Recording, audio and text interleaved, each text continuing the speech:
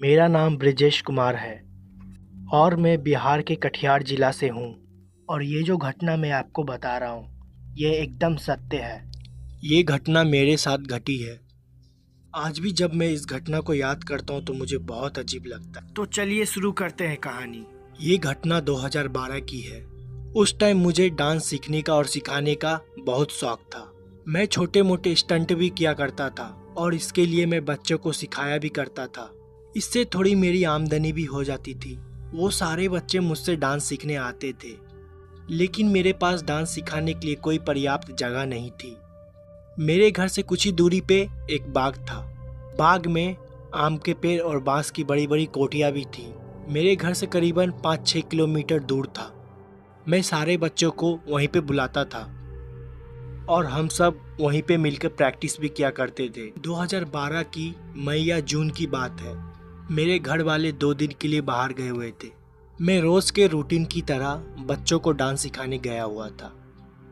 उसी बाग के कुछ ही दूरी पर मेरा एक दोस्त रहता है। उसका नाम ट्विंकल है। उसने मुझसे बोला कि आज रात तुम मेरे यहाँ पे खाना खाने आ जाओ। मैंने पहले उसे मना किया, लेकिन उसने मुझे बार बार बुलाया और हल्की फुल्की बारिश भी होने लगी थी। फिर मैं वहाँ से तुरंत ट्विंकल के घर चला गया। वहाँ पे फिर हम लोगों ने खाना बनाया और खाया। कुछ देर बाद हम लोग ने ड्रिंक भी कर ली थी, जो कि बहुत गलत चीज़ है। ड्रिंक करने के बाद नॉर्मली इंसान के सेंसेस और तेज काम करने लगते हैं और मैं काफ़ी ज़्यादा हाइपर भी हो गया था। मुझे पता नहीं मैंने अपने दोस्त को ये बात क्यों बोली। मैंने नशे में उससे बोला कि तू हमेशा भूतों की बात करता है, कहाँ है भूत। वो मुझसे इस चीज़ के बारे में बार बार मना कर रहा था, लेकिन मैं नशे में ज़बरदस्ती उसको उसके घर के बाहर लेके गया। पहले तो वो जाने के लिए तैयार नहीं था, लेकिन बाद में वो भी चलने के लिए तैयार हो गया। लेकिन फिर उसको हल्का सा डर लगा। उसने कहा हम लोग अपने और एक दोस्त को बुला लेते हैं। ट्विंकल ने अपने और एक दोस्त को बुला लिया। फिर हम 3 लोग थे। उसके घर के कुछ ही पीछे एक बड़ा सा तालाब था। उस तालाब के साइड से होते हुए पीछे की तरफ बहुत बड़े बड़े बाग और जंगल थे। मैंने उससे कहा हम लोग इस जंगल के अंदर चलते हैं। पता नहीं हम तीनों को क्या सूझी, हम तीनों उस जंगल के अंदर चले गए और वहाँ पर कुछ देर तक जोर जोर से हंसते भी रहे। उसके बाद मैं जोर जोर से चिल्ला के भूत प्रेत को गालियाँ भी देने लगा। मैंने उनसे कहा अगर तुम में हिम्मत है तो मेरे सामने आओ। फिर ये सब दोहराने के बाद मैं उनको बार बार गंदी गाली दे रहा था। ये करीबन 15 से 20 मिनट तक चला। जब कुछ भी नहीं हुआ तब हम तीनों हंस हंस के वापस चले गए। हालांकि वहाँ पे सिर्फ गालियाँ मैं ही दे रहा था। बाकी के दोनों लोग शांत थे, वो सिर्फ हंस रहे थे। रात काफ़ी ज़्यादा हो गई थी। मेरे दोस्त ने कहा अब हमें घर वापस चलना चाहिए। फिर उसने किसी तरह मुझे रास्ते के बीच में छोड़ दिया। मैं नशे में था। धीरे धीरे डगमगाते हुए मैं अपने घर पहुंचा। घर का मैंने ताला खोला और अंदर चला गया। अंदर जाके बेड पे लेट के मैंने टीवी ऑन किया। फिर मैंने एक हॉरर सीरीज चलाया। मैं बेड पर लेट के उसी सीरीज को देख रहा था। फिर मैंने कुछ देर तक तो उसको देखता रहा और मैं अपना हाथ बेड के ऊपर रखा था और चुपचाप उसी शो को लेटे हुए देख रहा था। नशा भी मुझे काफ़ी ज़्यादा था। तभी अचानक से मेरा हाथ किसी ने बहुत ज़ोर से दबा दिया, लेकिन वो चीज़ मुझे दिख नहीं रही थी। लेकिन मुझे साफ साफ पता चल रहा था मेरा हाथ दबा हुआ है। जिस किसी ने मेरे हाथ दबाए थे उसका निशान मुझे साफ साफ दिखाई दे रहा था। मेरी पूरी बॉडी पैरालाइज हो गई थी और मैं उठ भी नहीं पा रहा था और मेरे मुंह से कोई शब्द भी नहीं निकल रहा था। मैं अपने सामने साफ साफ टीवी को चलते हुए देख रहा था और मैं कुछ भी नहीं कर पा रहा था। मैं अपने मन में हनुमान चालीसा पढ़ रहा था, लेकिन बार बार भूल जा रहा था। चाह के भी मेरे जबान से एक शब्द भी बाहर नहीं निकल रहे थे। और कुछ देर बाद मैं अचानक से ठीक हो गया। मेरा पूरा चेहरा पसीना से भीगा हुआ था और मैं अपने बिस्तर से उठ के टीवी को बंद किया और कुछ देर तक बस बैठा ही रहा। उस पूरी रात मुझे नींद नहीं आई। अगले दिन मेरे साथ और भी भयानक घटना घटी। मेरे घर के जस्ट बगल में एक छोटा सा घर और है। वहाँ पे हम अपनी गाड़ियों को खड़ा किया करते थे। मैं वहीं पे उस दिन रात को सो रहा था। मैं जहाँ पे सो रहा था मेरे सर के पास और मेरे पैर के पास दोनों जगह खिड़की थी। मैं पूरब पश्चिम की तरफ मुंह करके सो रहा था। रात के करीबन 1 बजे मेरे सर के पास वाली खिड़की पे मुझे चूड़ियों की आवाज़ आई। वो कोई औरत थी। उसने अपने हाथों पे चूड़ी पहने हुए लगातार खिड़कियों पे मार रही थी। ऐसा लग रहा था कि खिड़कियों को वो अपनी चूड़ी से तोड़ने की कोशिश कर रही है। मैं उठा, तभी वो आवाज़ गूंज के दोबारा मेरे पैरों के पास आने लगी। पैरों के पास वाली खिड़की से सेम आवाज़ आने लगी जैसा मेरे सर के बगल वाली खिड़कियों से आ रही थी। फिर ये चीज़ एक एक करके होने लगी, कभी सर के पास कभी पैर के पास। ये चीज़ बार बार घूम के दोनों खिड़कियों के पास आ रही थी। मैं उन सब चीज़ को देख रहा था, लेकिन मैं फिर भी दोबारा उठ नहीं पा रहा था। मेरे हाथ पैर बुरी तरीके से जम चुके थे। फिर से मैंने हनुमान चालीसा का पाठ करने लगा और ऊपर वाले का नाम लेने लगा, लेकिन मेरे मुंह से कोई भी आवाज़ नहीं निकल रही थी। ऐसा लग रहा था मुझे स्लीप पैरालिसिस हो गया है। पूरे हाथ पैर एकदम जम चुके थे। चेहरा और पूरा शरीर पसीने से गीला हो चुका था। मेरे गले से आवाज़ भी निकलने लगी। जैसे ही मुझे लगा मैं अपने कंट्रोल में आ गया हूँ, दोबारा हनुमान चालीसा का पाठ करना चालू कर दिया। उसके बाद मैं थोड़ा सा और होश में आया। मुझे तुरंत गुस्सा आ गई। मेरे बेड के बगल में एक बड़ी सी लाठी रखी हुई थी। मैंने गुस्से में तुरंत उस लाठी को उठाया और दरवाजा खोल के बाहर की ओर जाने लगा कि ये जो कोई भी होगा आज मैं उसे मार डालूंगा। हालांकि ये सोच मेरी बहुत ही बचकानी थी। मैं क्या ही कर सकता था। मैंने जैसे ही अपने घर का दरवाजा खोला तो मैंने देखा कि मेरे घर से 100 मीटर दूर एक अमदूर का पेड़ है। वहाँ पे एक औरत खड़ी थी, मेरे घर के तरफ से धीरे धीरे दूर जा रही थी। उसने अपने हाथों में लाल रंग की चूड़ियाँ पहनी थी और उसने लाल रंग के कपड़े भी पहने हुए थे। उसके पूरे बाल जमीन तक थे और जमीन को छू रहे थे। मैं उसे देख रहा था। देखने के बाद कुछ देर तक मेरे गले से आवाज़ तक नहीं निकली। कुछ देर बाद मैं थोड़ा नॉर्मल हो गया।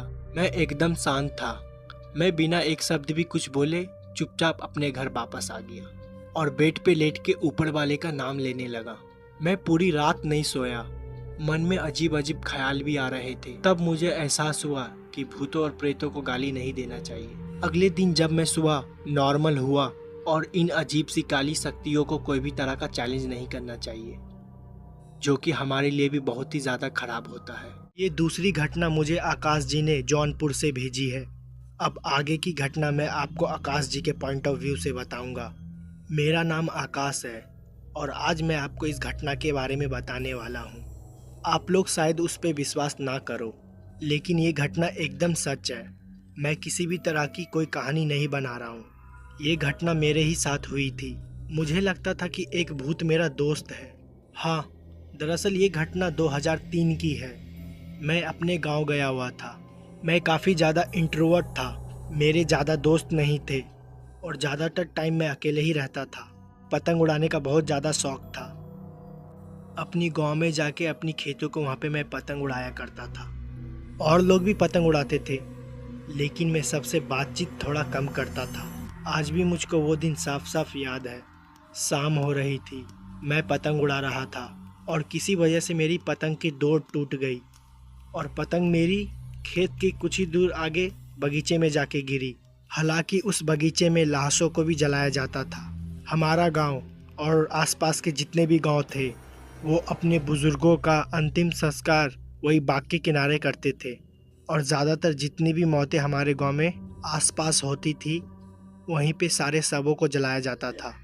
हालांकि मुझको इसके बारे में पता था, क्योंकि वहाँ पे बोलते काली आत्माएं, काली रूह वहाँ पे घुमा करती है।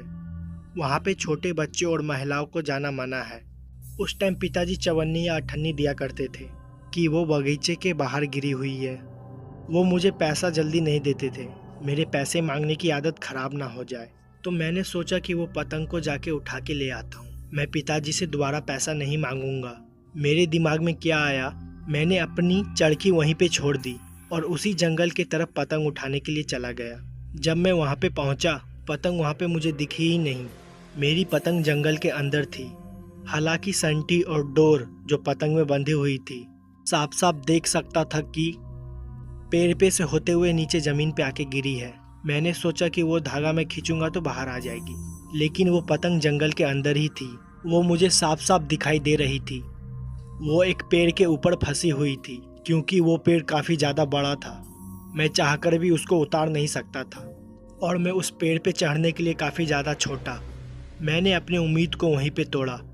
फिर मैं वापस अपने घर के ओर जाने लगा। मैं जैसे ही घूमा मुझे पीछे से आवाज़ आई कि ऐसी आवाज़ जैसे कि किसी ने मुझे इशारा किया हो। इस आवाज़ को सुनते ही मैं तुरंत पीछे घुरा। छी, मुझे कोई भी नहीं दिखा। मुझे लगा शायद ये मेरा वहम है। मैं दोबारा घर की ओर जाने लगा। तभी वो पतंग जो बहुत ऊपर फंसी हुई थी वो देखते ही मैं एकदम चौंक गया। हालांकि पतंग हल्की फुल्की फट भी गई थी, उसका छूटना एकदम भी नामुमकिन था। वो नीचे कैसे आई, हालांकि मुझको इसके बारे में कुछ भी नहीं पता था। खैर मैंने सोचा मैं इस पतंग को जोड़ लूंगा और मैंने ज्यादा ध्यान नहीं दिया और मैंने पतंग को उठाया और उसकी फंसी हुई रील को दोबारा खींचने लगा और लपेटने लगा। तभी मैंने देखा उस बाग के अंदर रील को हाथों में लपेटने लगा। मैंने उस रील को काफी जोर से पकड़ा हुआ था। तभी मैंने देखा उस बाग के अंधेरे तरफ से किसी और चीज ने पकड़ा हुआ है और वो रील हवा में थी। ने पकड़ी हुई थी, मुझे कुछ भी समझ नहीं आ रहा था। पहले शायद लगा पेड़ की किसी टहनी में वो फंसी हुई है, तो मैं उसको खींचने की कोशिश कर रहा था। लेकिन ताजुब तो तब मुझे हुआ जब उस रील को अंधेरे से भी कोई खींचने लगा। मैं काफी डर गया था। मैंने उस रील को वहीं पे छोड़ दिया, लेकिन वो रील उस पतंग में ही फंसी हुई थी और पतंग को दोबारा लेके भागने लगा। अंदर से दोबारा किसी ने पतंग को खींच लिया। उस पतंग को उठाने के लिए जैसे मैं दोबारा उस जंगल की तरफ भागा, मुझे अंदर से एक आवाज आई कि जंगल के अंदर आओ, मैं कुछ दिखाता हूँ। और वो आवाज एक बच्चे की थी। मैं उस आवाज को साफ साफ सुन सकता था और ये मेरा कोई भी वहम नहीं था। उस आवाज को सुनने के बाद मैं एकदम चौंक सा गया। मैं काफी ज्यादा डर गया था। जंगल के अंदर मुझे काली परछाई भी दिखाई दे रही थी जो कि एक बच्चे की थी। उसकी हाइट और मेरी हाइट लगभग सेम ही थी। मैं काफी ज्यादा डरा हुआ था। मैं अंदर नहीं गया और वापस घर की तरफ भाग के चला गया। इस घटना के बारे में मैंने किसी से बताया नहीं क्योंकि मुझे मेरी मम्मी पापा पक्का डांटते, क्योंकि उस तरफ सबका जाना माना था और मैं उसी तरफ गया हुआ था। अगले दिन दोबारा मैं उसी जगह पे था। पता नहीं मेरे दिमाग में क्या आया, सोचा कि उस बाग की तरफ मैं दोबारा जाऊं। हो सकता है मेरी पतंग दोबारा मुझे वहीं पे पड़ी मिल जाए। मैं दोबारा उस बाग की तरफ गया तो मैंने देखा कि मेरी पतंग वहीं पे गिरी पड़ी हुई थी और उसमें फंसी हुई पतंग की रील जंगल के अंदर गई हुई थी। मैंने चुपचाप उस पतंग की फंसी हुई रील को तोड़ा और पतंग को लेके वापस आने लगा। तभी मुझे दोबारा उसी की आवाज आई कि तुम फिर आ गए, आओ तुम, मैं कुछ दिखाता हूँ। और इस बार वो आवाज मैंने सच में सुनी थी। मेरा कोई वहम नहीं था। लेकिन मैं कभी भी जंगल के अंदर नहीं गया। मैंने उससे बात करने की कोशिश भी की कि तुम कौन हो और जंगल के बाहर क्यों नहीं आते हो। उसने कहा मैं तुम्हारा दोस्त हूँ और वो एक भूत था। मुझे अपने कानों पे विश्वास नहीं हो रहा था। उससे बात करते वक्त मुझे ऐसा लग रहा था कि मैं कोई सपना देख रहा हूँ। मैं फिर वहाँ से चला गया। फिर मैंने इस घटना के बारे में अपनी मम्मी को बता ही दिया। मम्मी मुझ पे तुरंत गुस्सा करने लग गई, आखिर तू उस तरफ गया ही क्यों था। उन्होंने ये बात पापा को बता दी और पापा भी मुझ पे गुस्सा करने लगे। अजीब तो तब हुआ जब मैं रात को अपने कमरे में सो रहा था। हालांकि मुझे कोई भी दिखाई नहीं दे रहा था और वो आवाज़ मुझे फिर से सुनाई दी। मुझे उसके होने का कुछ भी महसूस नहीं हुआ, लेकिन बस वो आवाज़ मुझे सुनाई दी और लगातार वो आवाज़ मेरे कानों में आ रही थी। धीरे धीरे उस आवाज़ से मुझे डर लगने लगा था। इसके बारे में मैंने मम्मी को बताया। मम्मी को किसी भी तरह की कोई भी आवाज़ नहीं सुनाई दे रही थी और उनको लगा मुझे कि वहम हो गया। कुछ दिन में मेरी तबीयत भी खराब होने लगी और सर भी घूमने लगा। उल्टी वगैरह आना बहुत ही नॉर्मल हो गया मेरे लिए। कंडीशन काफ़ी ज़्यादा सीरियस हो गई थी। मम्मी ने डॉक्टर को दिखाया। उन्होंने बोला शायद फूड पॉइजनिंग हुआ है, फूड पॉइजनिंग की वजह से हो रहा है। लेकिन ऐसा कुछ भी नहीं था क्योंकि मैं बाहर का कुछ खाता भी नहीं था, तो मुझे फूड पॉइजनिंग हो भी नहीं सकती थी। पता नहीं पापा के दिमाग में क्या आया। उनको जब वो बात पता चली थी जंगल के उस हिस्से पे मैं जाता हूँ, तो उसी वक्त वो मुझ पे शक करने लगे थे। उन्होंने फिर अपने जान पहचान के पुजारी से बात की। उस पुजारी को मेरा पहना हुआ एक कपड़ा दिखाया और पुजारी उस कपड़े से ही समझ गया कि मुझ पे कोई आत्मा का साया है और वो साया एक बच्चे की आत्मा का है। हालांकि वो आत्मा मुझे किसी भी तरह की नुकसान नहीं पहुंचा रही थी, लेकिन उसके मेरे पास होने से मेरी तबीयत खराब हो रही थी। पुजारी का ये कहना था उस आत्मा से सिर्फ मैं ही बात कर सकता था। काफी अजीब सी घटना थी ये, लेकिन ये मेरे साथ ही घटी। फिर किसी तरह उस पुजारी ने कोई ताबीज बनाई, वो मुझे पहना दी। हालांकि मम्मी इस ताबीज वगैरह किसी भी बात पे विश्वास नहीं करती थी। उनको सिर्फ पूजा पाठ से ही मतलब था। क्योंकि उनको तावीज वगैरह एक काला जादू लगता था। वो पूजा वगैरह भी बहुत किया करती थी। खैर, एक हफ्ते बाद मेरी तबीयत दोबारा ठीक होने लगी और वो जो आवाज मुझे सुनाई देती थी वो भी सुनाई देना बंद हो गई। मुझे उस दिन से उस जंगल के हिस्से में जाने के लिए एकदम मना कर दिया गया कि मुझे कैसा लगता था। ये घटना धीरे धीरे पूरे गांव में भी फैल गई। लोग इस चीज के बारे में मेरे से पूछते भी थे, आखिर वो चीज दिखती कैसी थी। मैंने इसके बारे में कभी भी किसी को कुछ ज्यादा बताया ही नहीं, क्योंकि मुझको इसके बारे में बात करना बिल्कुल भी अच्छा नहीं लगता है। क्योंकि मैंने सुना है इन सब चीज के बारे में बात करो तो ये दोबारा तुम्हारे तरफ अट्रैक्ट होने लगती है। इस घटना के करीब 3 या 4 साल बाद मैंने घर छोड़ दिया और बाकी की पढ़ाई वहीं से कंटिन्यू की। फिर मैं अपने नानी के वहाँ चला गया था और फिर ऐसी घटना कोई भी मेरे साथ नहीं घटी। ये तीसरी घटना मुझको आदिल जी ने कानपुर से भेजी है। अब आगे की घटना मैं आपको आदिल जी के पॉइंट ऑफ व्यू से बताऊंगा। मेरा नाम आदिल है। ये घटना 2012 की है। काफी अजीब घटना थी ये। 2012 में मेरे पास कोई भी मोटरसाइकिल नहीं थी। मेरी अब्बू की तबीयत बहुत ज्यादा खराब थी और नानी की भी तबीयत खराब थी। अम्मी को नानी के पास जाना था। अब्बू साइकिल चला नहीं सकते थे, इसलिए उन्होंने अपनी जगह मुझे भेजा था। मैं जैसे तैसे मम्मी को नानी के वहाँ पे छोड़ के वापस आ रहा था। इतनी भी शाम नहीं हुई थी कि मुझको रास्ता ना दिखाई दे या मुझे टॉर्च की जरूरत पड़े। मैं अपने घर वापस लौट रहा था। जिस रोड से मैं अपने घर को वापस जा रहा था, उसी के बगल से कच्ची रोड भी गई हुई थी। हमारा खेत बाकी लोग से एकदम अलग था। वहाँ पे हमारे खेत थे और अलग पीछे था। मेन रोड से मुझे मेरे खेत में जाने के लिए 500 मीटर एक्स्ट्रा चलना पड़ता है। पता नहीं मेरे दिमाग में क्या आया, मैं अपने खेत को देखने के लिए चला गया। मैंने सोचा कि मैं एक राउंड मार दूं। आमतौर पर रात को वहाँ पे जानवर आके फसलों को खराब कर दिया करते थे, इसलिए मैंने सोचा कि सारे फसलों को एक बार मैं दोबारा जाके देख लूं। अंधेरा ज्यादा नहीं हुआ था, लेकिन मैं जब रोड से लेके खेत तक गया, सूरज हल्का फुल्का डूब चुका था। मैं अपनी खेत को साफ साफ देख सकता था और वहाँ पे सारी फसलें ठीक ठाक बोई हुई थी। मेरे खेत के एकदम पीछे साइड में तभी मैंने ध्यान दिया, एक काली परछाई है, वो झुकी हुई थी और झुक झुक के धीरे धीरे आगे बढ़ रही थी। उस परछाई को देख के मुझे साफ साफ पता चल रहा था कि वो कोई जानवर की परछाई है। यहाँ पर मैं खड़ा हुआ था, वहीं पे मैंने अपने साइकिल खड़ी की और जोर जोर से चिल्लाने लगा, लेकिन वो वहीं पे टहल रहा था। मुझे लगा ये फसलों को खराब कर देगा। आमतौर पर जानवर आवाज़ सुनकर भाग जाते हैं और मैंने अपने साइकिल को वहीं पे खड़ी की और परछाई के पास जाने लगा। मैंने सोचा अगर वो जानवर बड़ा होगा तो मैं उसे मार के भगा दूंगा, क्योंकि वो फसलों को खराब कर रहा था। उस टाइम मैंने अपने हाथ में एक भारी सी ईंट पकड़ रखी थी। मैं अकेला था पर कोई भी नहीं था। मैं खेत के एकदम पीछे साइड में गया तो परछाई वहीं पे खड़ी हो गई। जब मैं उस परछाई के पास वहाँ पहुँचा और मैं साफ साफ उसे देख सकता था। जब वो परछाई रुकी, उसकी और मेरी करीबन दूरी 10 मीटर की थी। कुछ अजीब सी ही परछाई थी, वो कोई जानवर नहीं था। फिर मेरे आंखों के सामने परछाई 2 गुना बड़ी हो गई। पहले तो वो झुक के चल रही थी, मैं उसके आर पार भी देख सकता था। वो एक काली बड़ी परछाई थी। वो परछाई धीरे धीरे मेरे तरफ आने लगी। मैं कुछ कर भी नहीं पा रहा था। मैंने सोचा मेरे हाथों में जो ईंट में पकड़ा हुआ हूँ उसके तरफ फेंक दूं, लेकिन मेरे हाथ पैर भी काम नहीं कर रहे थे। ऐसा लग रहा था कि मेरे हाथ पैर बुरी तरह से जम गए हैं। वो परछाई धीरे धीरे मेरे पास आ रही थी। मुझे समझ नहीं आ रहा था ये मुझे क्या हुआ। मेरे गले से आवाज़ तक नहीं निकल रही थी। वहाँ से भागना चाह रहा था, लेकिन मैं भाग भी नहीं पा रहा था। फिर कुछ देर बाद मेरे पैरों में जैसे कि जान आ गई हो। मैं दोबारा अपनी साइकिल की तरफ भागा। साफ साफ उस चीज़ को महसूस कर सकता था कि परछाई भी मेरे पीछे ही भाग रही है। जैसे तैसे अपनी साइकिल के पास पहुंचा। मैंने अपने साइकिल को पकड़ने की कोशिश की। जैसे अपनी साइकिल पकड़ी, मेरी साइकिल हवा में उड़ गई। साइकिल हवा में 1 मीटर दूर पीछे जाके गिर गई। लग रहा था मेरी साइकिल को किसी ने उठा के जोर से फेंक दिया हो, लेकिन वहाँ पर मुझे कोई भी नज़र नहीं आ रहा था। इतना ज़्यादा डर गया था कि मैंने अपनी साइकिल को वहीं पे छोड़ दिया, रोड की तरफ चिल्लाते हुए भागने लगा।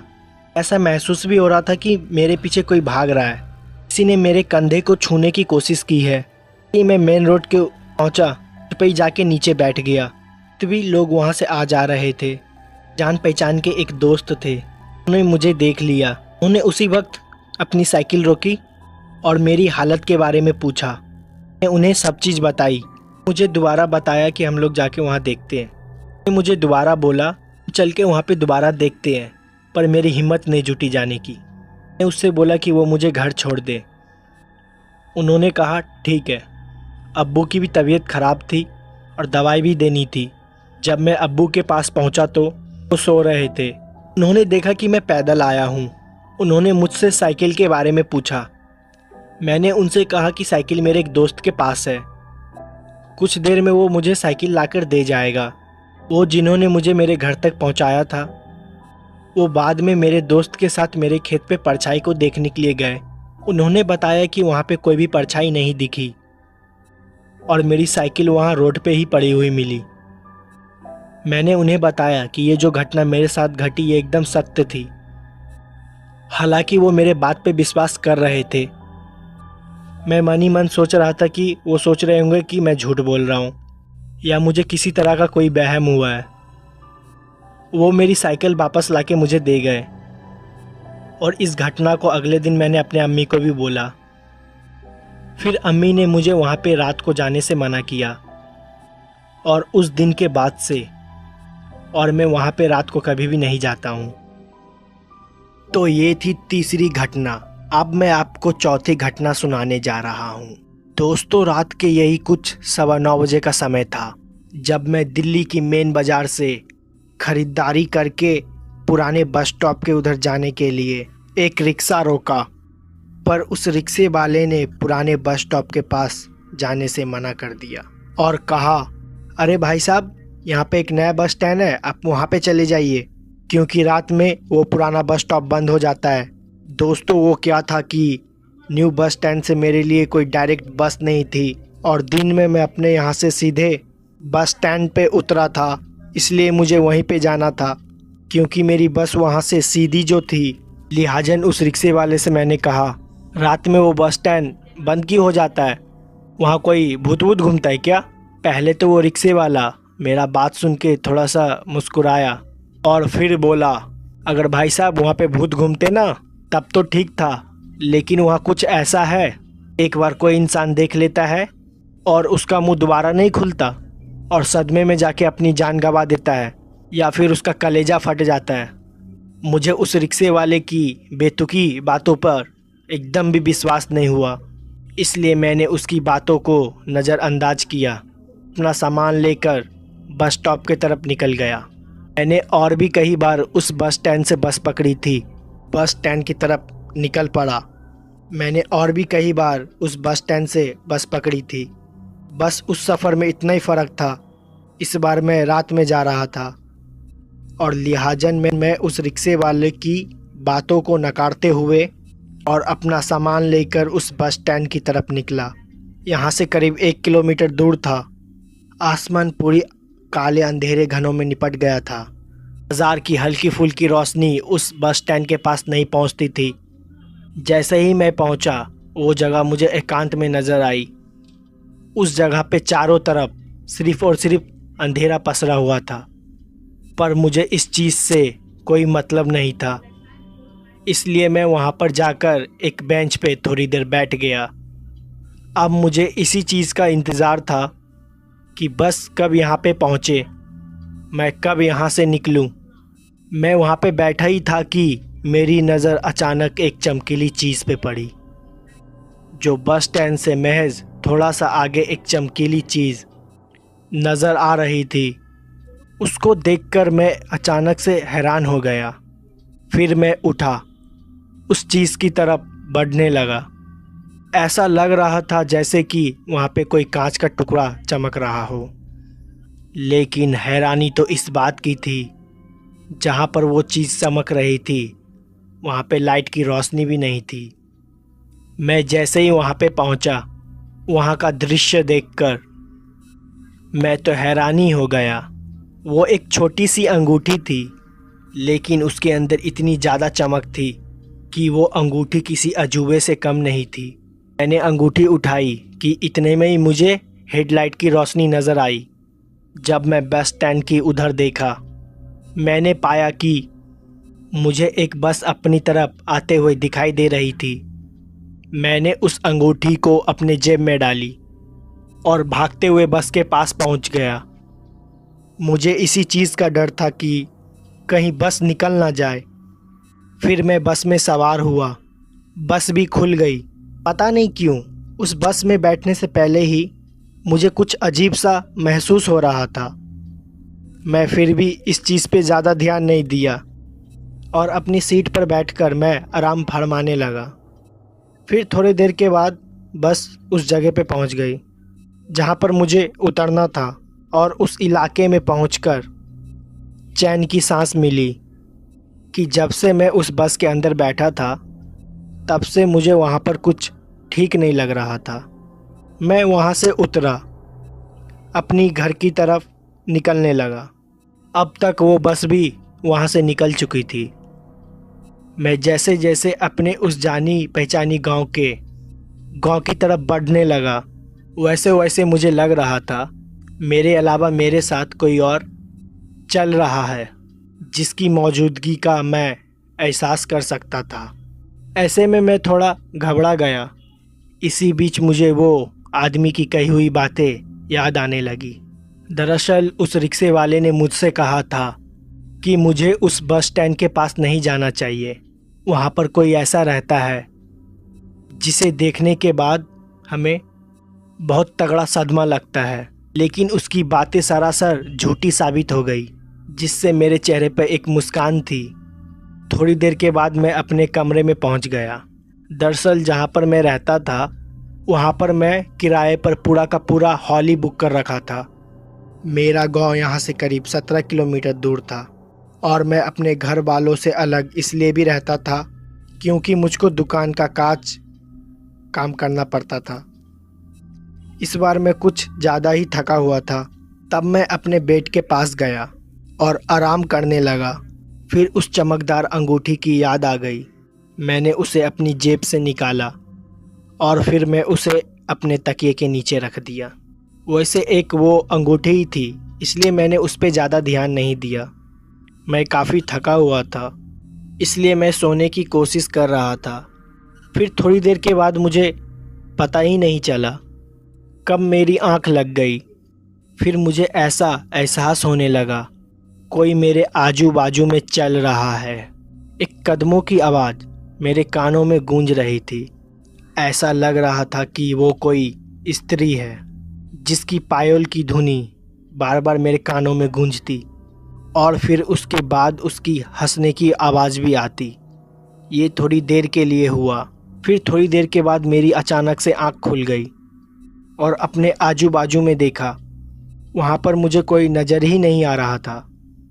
पता नहीं पर क्यों अभी तक मेरे शरीर का पूरा तापमान काफ़ी ज़्यादा बढ़ गया था। पूरा शरीर पसीने से तरबतर हो गया था। मेरी हिम्मत भी नहीं थी कि बाहर उठकर देख सकूं कि मेरे साथ हो क्या रहा था। ऊपर से मेरा सर भी बहुत भारी था। मुझे लगा कि शायद ज़्यादा थकावन की होने की वजह से मेरा सर दर्द कर रहा है। फिर से मैं अपनी बेड पर सर रख के सोने लगा। लेकिन दोस्तों, आवाज़ों का आना बंद नहीं हुआ।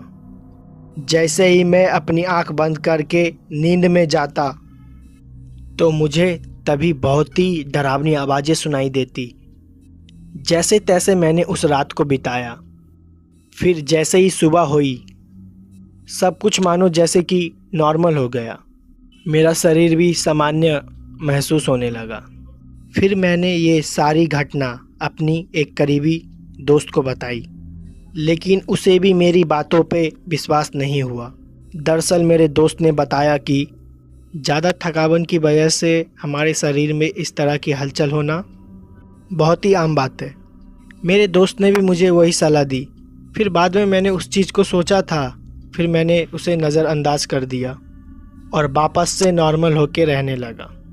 2 से 3 दिन तक तो सब कुछ सामान्य रहा।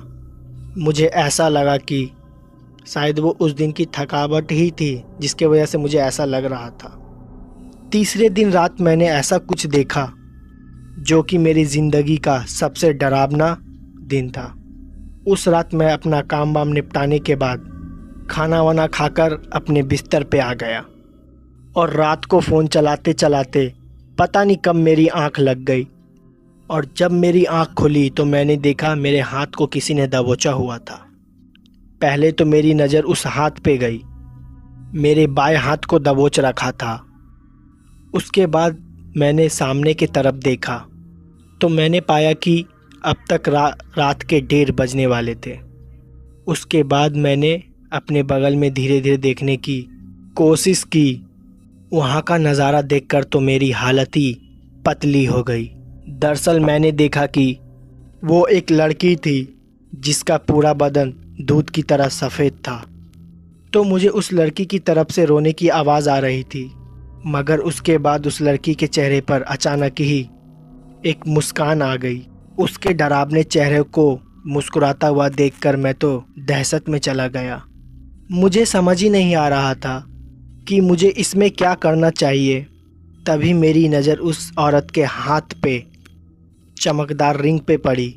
उसको देखकर मैं सारा माजरा अच्छी तरह से समझ गया कि आखिर मेरे साथ क्या हुआ था और आगे मुझे क्या करना था। कि मैं उठने की हिम्मत तो करता पर उठ नहीं पाता और उस जगह से खड़ा नहीं हो पाता। मैं इतना तो समझ चुका था कि चमकदार और यूनिक दिखने वाली उस अंगूठी की वजह से हो रही है। उसके बाद मैंने थोड़ी सी हिम्मत दिखाई और भगवान का नाम लेकर ज़ोर से उठने लगा। तभी मुझे एहसास हुआ कि मेरा पूरा शरीर एकदम नॉर्मल हो गया है। फिर अचानक ही मेरी आँख खुली। मुझे मालूम ही नहीं कि वो मेरा बुरा सपना था या हकीकत, या फिर मेरे साथ सच में कुछ हुआ था। लेकिन उस रात मैं समझ गया था कि किस लिए मेरे साथ इस तरह की अजीब चीज़ हो रही थी। फिर उसके बाद मैं उठा, इधर उधर देखने लगा। मेरी हिम्मत नहीं थी कि अब उस बेड के ऊपर मैं लेटा रहूं, और घूमते फिरते हुए किसी तरह मैंने उस रात को बिताई। और जैसे ही सुबह हुई और हमारे ही गांव की पुजारी के पास सीधा चला गया। गांव के पुजारी के पास पहुंचने के बाद पता चली, ये सुनकर तो मेरी होश ही उड़ गए। दरअसल गांव के पुजारी ने मुझे बताया कि इसी काली शक्ति का साया है, और वो कोई मामूली शक्ति का साया नहीं है, भयानक ताकत है जो दिन पर दिन मेरा खून चूसती जा रही है। और अगर ऐसा ही चलता रहा महज 10 से 15 दिन में मेरा शरीर पूरा सूख जाएगा। अगर मुझे उस काली शक्ति से बचना है, अंगूठी के साथ किसी तंत्र मंत्र चीज को उसी जगह गाड़ना होगा जहाँ से मैंने उस अंगूठी को उठाया था। और उस टाइम रात के 12 बजने चाहिए। दोस्तों, पंडित जी का बात सुन के मेरा दिमाग ही हिल गया, क्योंकि मेरे अंदर इतनी हिम्मत नहीं थी कि वापस से उस बस स्टैंड के पास जाऊं, और वो भी रात के समय। पर अब मेरे पास दूसरा कोई रास्ता भी तो नहीं था, और पंडित जी मेरे साथ आने से मना कर रहे थे। लेकिन फिर पंडित जी ने मेरे साथ आने को हाँ कर दिया, जिससे मुझे थोड़ी हिम्मत मिल गई। मैं जानता था जब तक पंडित जी मेरे साथ होंगे तब तक मेरा कोई कुछ भी नहीं बिगाड़ सकता। फिर अगली रात शनिवार की रात थी और हमें भी उसी रात का इंतज़ार था। लेकिन मैं आज की रात से भी घबराया हुआ था, क्योंकि मैं इस बात को अच्छी तरह से जानता था कि वो भयानक शक्ति मेरे साथ कल से भी ज़्यादा भयानक करने की कोशिश करेगी। ऐसे में मैंने अपने एक दोस्त को अपने घर पर बुला लिया, और जैसे ही मैं सोने की कोशिश करता तो मेरे कानों में रोने और हंसने की आवाज़ बार बार सुनाई देती। ऐसे में मेरा सर काफ़ी भारी होने लगा। तमाम कोशिश के बावजूद भी मैं सो ही नहीं पाया। और उसके बाद जैसे ही सुबह हुई और मुझे चैन की सांस मिली, क्योंकि मुझे किसी भी तरह से रात काटनी थी। और जैसे ही मैं उस अंगूठी को बिस्तर के उधर उधर ढूंढने की कोशिश किया, तभी मैंने पाया कि वो मेरे सिराने पड़ी हुई थी। उसकी चमक वैसे ही अभी भी बनी हुई थी। रात के लगभग 10 बजे के आसपास पंडित जी के साथ टैक्सी में उस बस स्टैंड की तरफ रवाना हुआ। मुझे डर तो बहुत लग रहा था, लेकिन इस काम को करना भी बहुत ही ज़रूरी था, वरना बात मेरी जान पर आ सकती थी। हम जैसे ही उस बस स्टैंड के पास पहुँचे, वहाँ का सन्नाटा देखकर हर किसी की हालत ख़राब हो जाए। उसके बाद उस पुजारी ने मुझको रुकने को कहा। थोड़ी देर तो हम लोग वहीं पे बैठकर इधर उधर देखने लगे। फिर जैसे ही रात को 12 बजने को आई, तभी उस पुजारी ने लंबी सांसें लेते हुए कहा, देखो बेटा, तुम्हारी ज़िंदगी और मौत आपस में टकराने वाली है।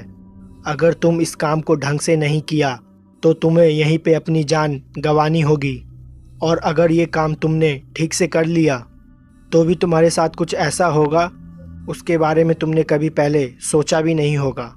इसीलिए तुमको सोच और समझ के कदम उठाने हैं। दोस्तों, उसके बाद उस पुजारी ने मेरे हाथ में नारियल दिया और उसके बाद वो अंगूठी दी। उस नारियल के ऊपर खून के कुछ छींटे थी। शायद वो छींटे इसलिए भी थी, शायद किसी भी बुरी शक्ति को अपनी ओर आमंत्रित किया जाए। जैसा उस पुजारी ने मुझे बताया था, मैं वैसे उस नारियल के साथ चमकता हुआ अंगूठी को लेकर आगे की तरफ बढ़ने लगा। मैंने कभी सोचा ही नहीं था कि मेरी ज़िंदगी इस पड़ाव पर पहुंच जाएगी। फिर मैं धीरे धीरे अपनी कदमों के साथ उसी जगह पे पहुंच गया जहां से मैंने उस अंगूठी को उठाया था। पता नहीं मुझे क्यों ऐसा लग रहा था कि मेरे साथ साथ कोई और भी है जिसके होने का मुझे एहसास हो सकता था, लेकिन मैं उसे देख नहीं सकता था। मैं जैसे ही ठीक उस जगह पे पहुंचा तो मैंने उस नारियल के साथ ठीक उस अंगूठी को वैसे ही रख दिया जैसा कि उस पुजारी ने मुझको बताया था। जैसे ही मैं उस नारियल के साथ अंगूठी को रखा, वैसे ही पूरी धरती कांपने लगी और वैसे ही अंदर से एक हाथ बाहर निकला धूल को फाड़ कर। जैसे ही वो हाथ बाहर निकला, डर के मारे मेरा शरीर पूरा पसीना छोड़ने लगा। मैं तुरंत ही मुड़ा और वहाँ से भागने लगा। दरअसल उस पुजारी बाबा ने मुझको बताया था कि ऐसा होते ही मुझे वहाँ से सरपट दौड़ लगानी है, सीधा जाकर गाड़ी में बैठ जाना है। फिर ठीक मैंने वैसा ही किया। जैसे ही मैं गाड़ी में आकर बैठा, पुजारी बाबा ने मुझे कुछ नियम बताए। उस नियम का ध्यान रखना था और उसके बाद गाड़ी स्टार्ट हुई और हम सभी घर लौट आए। पर अच्छी बात यह थी कि उस दिन के बाद मैंने दोबारा उस तरह की कभी भी आवाज़ नहीं सुनी। और साथ ही इस घटना के बारे में मैं अपने कुछ दोस्तों को बताया। तब जाकर मुझको पता चला कि उस बस स्टैंड पर लगभग 7 साल पहले एक महिला की मौत हो गई थी। बदमाश लोग ने उनके गहने वगैरह चुराकर और साथ गलत काम कर लिया और उस दिन के बाद से उस महिला की उस बस स्टैंड पे अपनी कब्जा जमा लिया। पर उस बस स्टैंड पर रात को सोने चांदी चीज जैसी पड़ी हुई मिलती है, जिनको उठाने के बाद इंसान कभी भी सुखी नहीं रहता। फिर दोस्तों, उसके बाद से मैं कभी भी रात को कभी भी उस बस स्टैंड की तरफ जाने की हिम्मत नहीं की। तो दोस्तों, इस कहानी में बस इतना ही। अगर कहानी आपको पसंद आई हो तो वीडियो को लाइक शेयर कमेंट ज़रूर कर दें। मैं आपका दोस्त जल्दी ही मिलूँगा ऐसी फिर कोई घटना के साथ। मेरा नाम आदिल है। ये घटना 2012 की है। काफ़ी अजीब घटना थी ये। 2012 में मेरे पास कोई भी मोटरसाइकिल नहीं थी। मेरी अब्बू की तबीयत बहुत ज़्यादा खराब थी और नानी की भी तबीयत खराब थी। अम्मी को नानी के पास जाना था। अब्बू साइकिल चला नहीं सकते थे, इसलिए उन्होंने अपनी जगह मुझे भेजा था। मैं जैसे तैसे मम्मी को नानी के वहाँ पे छोड़ के वापस आ रहा था। इतनी भी शाम नहीं हुई थी कि मुझको रास्ता ना दिखाई दे या मुझे टॉर्च की जरूरत पड़े। मैं अपने घर वापस लौट रहा था। जिस रोड से मैं अपने घर को वापस जा रहा था, उसी के बगल से कच्ची रोड भी गई हुई थी। हमारा खेत बाकी लोग से एकदम अलग था। वहाँ पे हमारे खेत थे और अलग पीछे था। मेन रोड से मुझे मेरे खेत में जाने के लिए 500 मीटर एक्स्ट्रा चलना पड़ता है। पता नहीं मेरे दिमाग में क्या आया, मैं अपने खेत को देखने के लिए चला गया।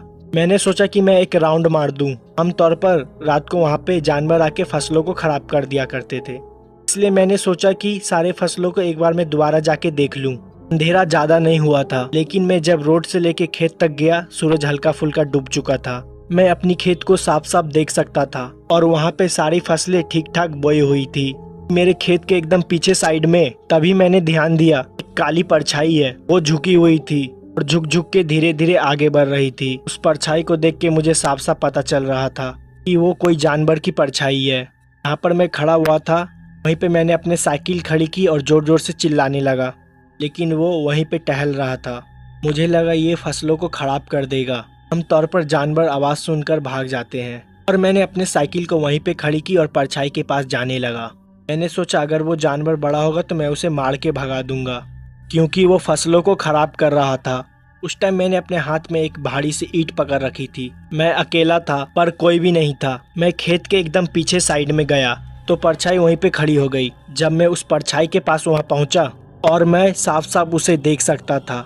जब वो परछाई रुकी, उसकी और मेरी करीबन दूरी 10 मीटर की थी।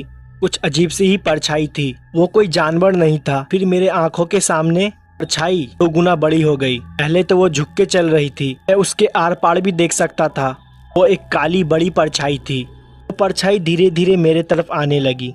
मैं कुछ कर भी नहीं पा रहा था।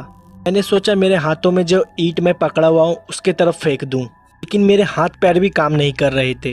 ऐसा लग रहा था कि मेरे हाथ पैर बुरी तरह से जम गए हैं। वो परछाई धीरे धीरे मेरे पास आ रही थी। मुझे समझ नहीं आ रहा था ये मुझे क्या हुआ। मेरे गले से आवाज़ तक नहीं निकल रही थी। वहाँ से भागना चाह रहा था, लेकिन मैं भाग भी नहीं पा रहा था। फिर कुछ देर बाद मेरे पैरों में जैसे कि जान आ गई हो। मैं दोबारा अपनी साइकिल की तरफ भागा। साफ साफ उस चीज़ को महसूस कर सकता था कि परछाई भी मेरे पीछे ही भाग रही है। जैसे तैसे अपनी साइकिल के पास पहुंचा। मैंने अपने साइकिल को पकड़ने की कोशिश की। जैसे अपनी साइकिल पकड़ी, मेरी साइकिल हवा में उड़ गई। साइकिल हवा में 1 मीटर दूर पीछे जाके गिर गई। लग रहा था मेरी साइकिल को किसी ने उठा के जोर से फेंक दिया हो, लेकिन वहाँ पर मुझे कोई भी नज़र नहीं आ रहा था। इतना ज़्यादा डर गया था कि मैंने अपनी साइकिल को वहीं पे छोड़ दिया। रोड की तरफ चिल्लाते हुए भागने लगा। ऐसा महसूस भी हो रहा था कि मेरे पीछे कोई भाग रहा है। किसी ने मेरे कंधे को छूने की कोशिश की है। मैं मेन रोड के पहुंचा, पे जाके नीचे बैठ गया। तभी लोग वहां से आ जा रहे थे। जान पहचान के एक दोस्त थे। उन्होंने मुझे देख लिया। उन्होंने उसी वक्त अपनी साइकिल रोकी और मेरी हालत के बारे में पूछा। मैं उन्हें सब चीज़ बताई। मुझे दोबारा बताया कि हम लोग जाके वहाँ देखते हैं। मुझे दोबारा बोला चल के वहाँ पे दोबारा देखते हैं, पर मेरी हिम्मत नहीं जुटी जाने की। मैं उससे बोला कि वो मुझे घर छोड़ दे। उन्होंने कहा ठीक है। अब्बू की भी तबीयत ख़राब थी और दवाई भी देनी थी। जब मैं अब्बू के पास पहुंचा तो वो सो रहे थे। उन्होंने देखा कि मैं पैदल आया हूं। उन्होंने मुझसे साइकिल के बारे में पूछा। मैंने उनसे कहा कि साइकिल मेरे एक दोस्त के पास है, कुछ देर में वो मुझे साइकिल लाकर दे जाएगा। वो जिन्होंने मुझे मेरे घर तक पहुंचाया था, वो बाद में मेरे दोस्त के साथ मेरे खेत पे परछाई को देखने के लिए गए। उन्होंने बताया कि वहाँ पे कोई भी परछाई नहीं दिखी और मेरी साइकिल वहाँ रोड पे ही पड़ी हुई मिली। मैंने उन्हें बताया कि ये जो घटना मेरे साथ घटी ये एकदम सत्य थी। हालांकि वो मेरे बात पे विश्वास कर रहे थे। मैं मन ही मन सोच रहा था कि वो सोच रहे होंगे कि मैं झूठ बोल रहा हूँ या मुझे किसी तरह का कोई वहम हुआ है। वो मेरी साइकिल वापस लाके मुझे दे गए और इस घटना को अगले दिन मैंने अपने अम्मी को भी बोला। फिर अम्मी ने मुझे वहाँ पे रात को जाने से मना किया और उस दिन के बाद से और मैं वहाँ पे रात को कभी भी नहीं जाता हूँ।